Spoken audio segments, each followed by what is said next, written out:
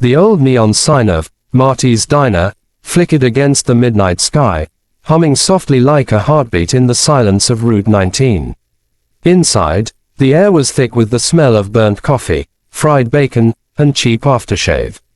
The few remaining customers sat scattered across booths, truckers mostly, their tired eyes glued to steaming mugs and half-eaten pies. At the counter sat a girl in a worn leather jacket, ripped jeans, and dusty boots. Her name was Clara, and though she looked young, barely in her 20s, her eyes told a story far older. She'd been riding cross-country alone, her old Harley parked outside beneath the flickering light. She didn't talk much. She didn't need to. Trouble had a way of finding people who carried silence like armor. 3 men stumbled in from the night, the type who thought the world owed them something. They laughed too loud, smelled of whiskey, and carried the arrogance of men who never learned to lose. They noticed Clara immediately. One nudged the other, whispering something crude as they took a booth behind her. The waitress, old and weary, kept her eyes down. Everyone knew that kind of night.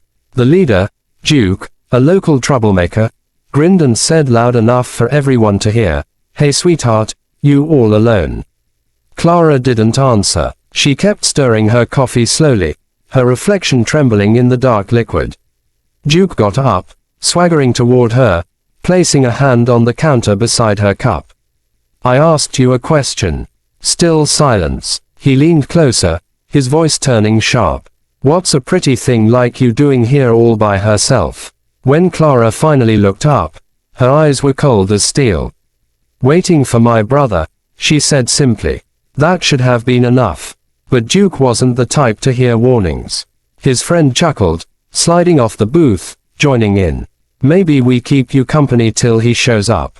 Then, in a flash of arrogance and stupidity, he grabbed her sleeve, ripping it halfway down her arm. The sound of tearing fabric echoed across the diner.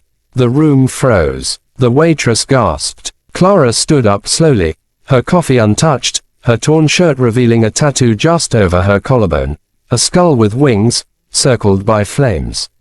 The color drained from Duke's face. That symbol wasn't just ink. It was legend. The Hells Angels insignia, with one subtle difference. The name written beneath, Angel's Bloodline. Duke tried to laugh it off. "You were bluffing," he said, his voice cracking. Clara tilted her head, her tone calm but deadly. "You ever hear of Red Jack?" Every man in that room stiffened. Red Jack wasn't a name. It was a warning whispered in every biker bar and back alley across 3 states. Leader of the Hells Angels Western chapter. A man no one crossed and lived easy after. Clara's voice dropped to a whisper. "He's my brother." The words hid like gunfire. The men froze, realizing they'd just touched a ghost that breathed. Clara stepped closer, her boots echoing against the tile floor. "You tore the shirt," she said quietly. "Now you fix the respect."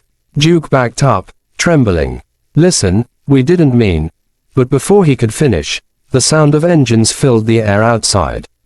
Deep, roaring, thunderous. Headlights flashed through the diner windows. The waitress crossed herself as a dozen motorcycles pulled up, engines growling like lions. Clara smirked slightly. "He's early." The door swung open, and in walked a man wearing a heavy leather cut with Hells Angels, President, stitched across the back. Red Jack. His beard was thick, his eyes sharp, and his presence filled the diner like a storm. He looked at his sister, then at the trembling men. Clara said nothing. She didn't need to. Jack took one slow step forward, scanning the scene, noticing the ripped sleeve on his sister's arm. His jaw tightened. "Who did that?" he asked, voice calm but deadly. Duke tried to speak but no sound came out. Jack nodded slowly, then smiled, a terrifying, gentle smile. "All right," he said softly, turning to his men outside. "Lock the doors." The waitress gasped again, but Jack raised a hand.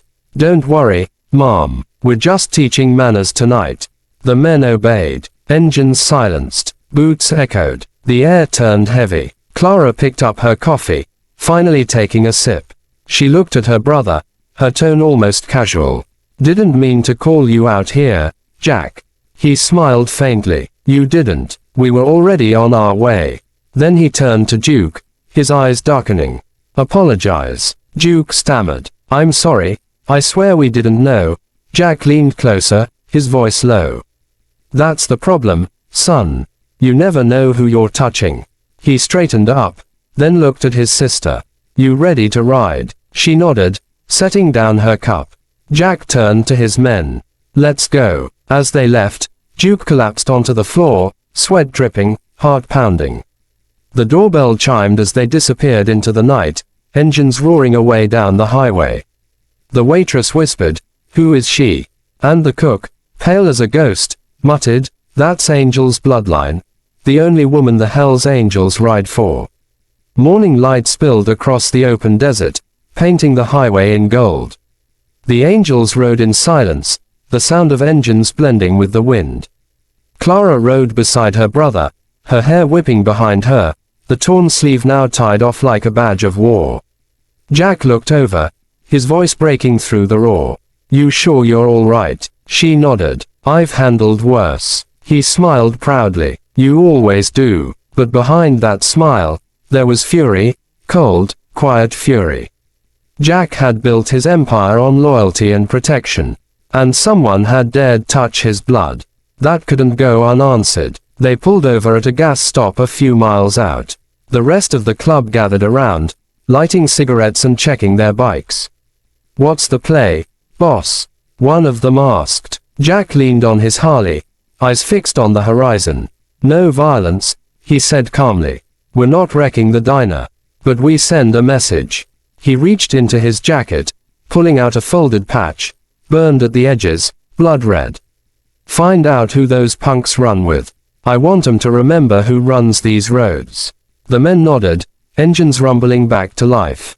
As they rode, word of the incident spread faster than smoke in the wind. Truckers whispered about the girl at Marty's. Bars buzzed with stories, how she faced down a gang alone, how the Angels came for her. By the time evening fell, her name was legend. Clara stayed quiet through it all. She didn't crave fame. She only wanted peace. But peace never came easy to those born into fire. 3 nights later, as thunder rolled across the plains, a convoy of bikes pulled into a small town on the border, Ridgefield, home turf of a rival club called the Iron Vultures. The same men who had taunted her at the diner were drinking there, trying to forget their fear. But fear has a long memory. When the Angels' engines cut through the night, every glass in the bar stilled. Jack walked in first, Clara behind him. The Vultures' leader, a tall, scar-faced man named Colt, stood up slowly. Didn't think you'd come out this far, Jack. Jack smiled. Didn't plan to. But your boys crossed a line. He motioned toward Duke, who was now pale and trembling. They touched my sister. The room fell into silence. Colt's eyes flicked from Jack to Clara, then to the terrified man. Your boys? Jack asked. Colt hesitated, then nodded. Yeah, my mistake. Jack nodded once. Then fix it. Colt looked at Duke. You apologize to the lady. Duke fell to his knees, voice shaking. I'm sorry. I didn't. No. Clara stepped forward, looking down at him. You did what you wanted, not what you knew. Her voice was calm, but it cut deep. Now live with that. She turned, walking out into the rain. Jack followed, pausing at the door. Colt, he said quietly, keep your dogs on a leash. Colt nodded, swallowing hard. As the Angels rode off into the storm, lightning cracked across the sky. The sound of engines faded into the distance like thunder fading from a battlefield. Weeks later, Marty's diner stood quiet again. The old waitress smiled when she saw Clara walk in. This time, the whole place stood up when she entered, not out of fear, but respect. She sat at her usual stool, sipping her coffee. The cook leaned out from the kitchen and said, You heading back to your brother? Clara smiled faintly. No, heading forward. Some roads you ride alone. She left a folded bill on the counter with a note that read, for the coffee, and for not looking away. Then she walked out into the sunlight, starting her bike. The roar of the engine echoed down the open road, where the sky met the horizon in gold. Some legends are born from fire. Others, from the quiet courage of a woman who refuses to break. And for those who knew her story, one truth would always remain: you don't mess with an angel's bloodline. End note, for YouTube viewers.